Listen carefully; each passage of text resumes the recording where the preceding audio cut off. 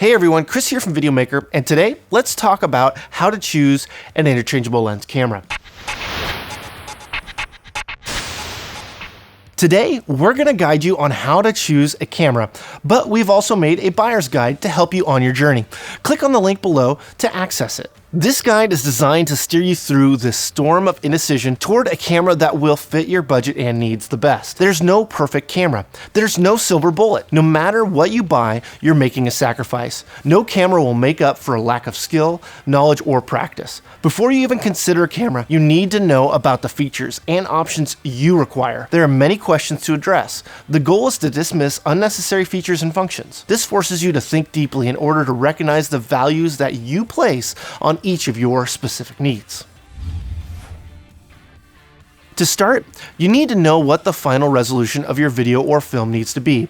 If a 4K final product isn't needed, you might not need it as a feature. Fortunately, shooting in a higher resolution like 4K should deliver a sharper final video when producing for HD delivery. It allows you to crop in and not lose resolution. In the best cases, the additional flexibility to crop, zoom, or pan a shot without resolution loss will be a big deal. In other situations, it can make shooters lazy, since composition can be changed in post. If you're considering 4K, you should be aware that there are two flavors of 4K, UHD and DCI. DCI 4K has 256 more horizontal pixels than UHD 4K. DCI is the cinema standard, whereas UHD is the consumer standard and the most prolific. Generally speaking, most cameras are priced based on their sensor size. The smaller the sensor, the more likely it's going to be affordable. This is because the sensor is one of the most expensive parts of a camera. The sensor size is important because it affects the field of view of a shot by cropping the lens's focal length. That crop is the number that you'll use to find your effective focal length. The effective focal length of a lens is based on the standard of 35mm photofilm. A full-frame sensor is considered full-frame because it's the same size as 35mm film and is therefore considered to have no crop factor. The field of view listed on the lens is based on that 35mm standard and will be the actual viewing angle of the lens. Considering the different sensor sizes that you might encounter, the first is Micro Four Thirds. This is one of the smallest sensors offered on interchangeable lens cameras. Its crop factor is 2 times. The next sensor size to understand is APS-C. It has a 1.5 to 1.6 times crop factor depending on the manufacturer. A very similar sensor size to APS-C is Super 35. Super 35 has a crop factor of 1.4 to 1.5 times crop, again depending on the manufacturer. Super 35 is the most common sensor size in high-end digital cinema cameras and emulates Super 35 motion picture film. If you want to achieve the closest possible look to a Hollywood film, this is the sensor size for you.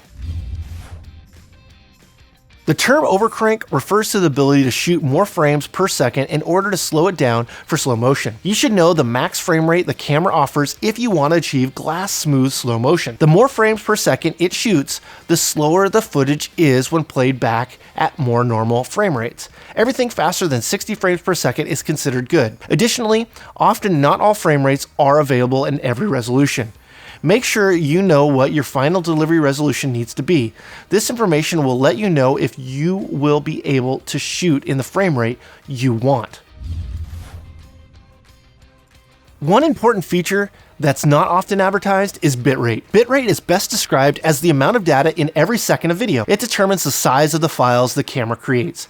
Low bitrate usually means a high amount of compression. When shooting a low bitrate from a fast-moving object, you'll get artifacting or tearing where there's lots of movement, and it'll look bad. Shooting with a high bitrate when you don't need it, and your files will be larger than they need to be. Bit depth is sometimes confused with bit rate, but they are not the same thing. Bit depth is expressed as 8-bit or 10-bit. It refers to the amount of color information captured. The more bit depth, the more color data it can capture. Lens mount is also important. This is typically tied to the sensor size. The larger the sensor, the larger the glass in the lens needs to be. The lens needs to be able to cover the whole sensor with light. That's why a full-frame lens can work with an adapter on a smaller sensor, but a small sensor lens will not work on a full-frame camera regardless of the adapter because it won't cast enough light to cover the whole sensor. The type of monitoring a camera has can affect your ability to see your shot good enough to get proper exposure and focus. Find out if the LCD screen has any articulation. If so, will it fit your type of shooting?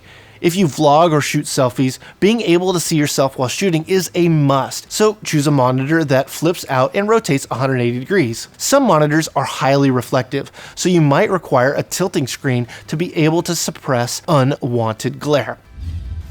If you want professional quality video, you need good audio. Look for what kinds of audio input types a camera has. Does it have an XLR or 1/8 inch input? How many audio inputs does it have? To properly monitor your audio, an independent headphone jack is essential. Some cameras offer only a combined audio in, headphone out jack. This makes monitoring live audio impossible. Cameras under $1,000 tend to only offer a combined jack.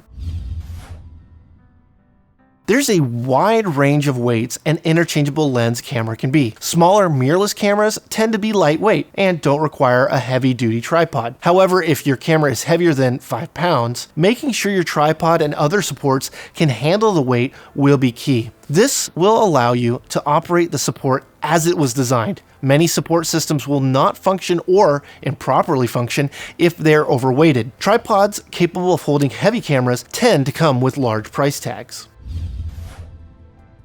The last thing you must consider is the equipment you already have. Is the equipment you already have compatible with what you're looking to buy? Don't forget all of the accessories that are required to get the best shot. Accessories like cables, lenses, tripods, batteries, and media can get expensive. Don't be the person that buys a new camera and can't use it because they don't have all of the additional products you need to operate it. Now that you know how to choose an interchangeable lens camera, we put together our recommendations broken into 3 price ranges.